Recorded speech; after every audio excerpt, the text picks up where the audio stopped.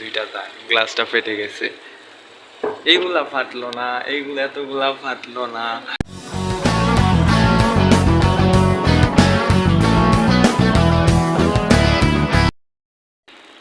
Hello everyone, আসসালামু আলাইকুম। আশা করি সবাই ভালো আছেন। তো আজকে হচ্ছে একটা ছবির ফ্রেম বানিয়ে দিতেছি।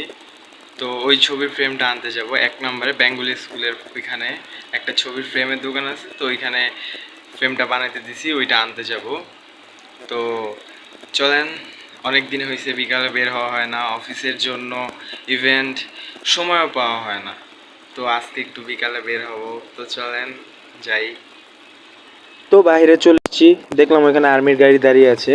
আর তেমন মানুষও নাই, তো রিক্সা দাঁড়িয়ে আছে, তো রিক্সায় উঠবো, ডাইরেক্ট ছবির দোকানে আপনাদের সাথে দেখা হবে। তো ছবির দোকানে চলে আসছি, দেখলাম অনেক ফ্রেম। তো আমারটা বানাচ্ছিল, রেডি করতেছিল। তো অনেক ফ্রেম আবার করে বানাইছে, বা আমি যেগুলো নিয়েছি ওইগুলা দোকানে নাই।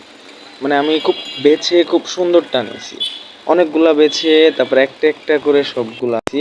তো বাসায় চলে আসছি। তো একটা দুর্ঘটনা হয়ে গেছে।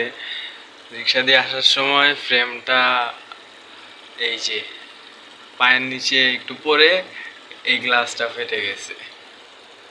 মানে হাতে নিয়েছি, রিক্সায় উঠছি, হাত থেকে পড়ে গেছে ফ্রেমটা ভেঙে। কি করা যায়, দাগটা কি বোঝা যাচ্ছে? এই যে দুইটা দাগ, গ্লাসটা ফেটে গেছে। এইগুলা ফাটলো না, এইগুলা এতগুলা ফাটলো না, বাট এইটাই ফাটলো।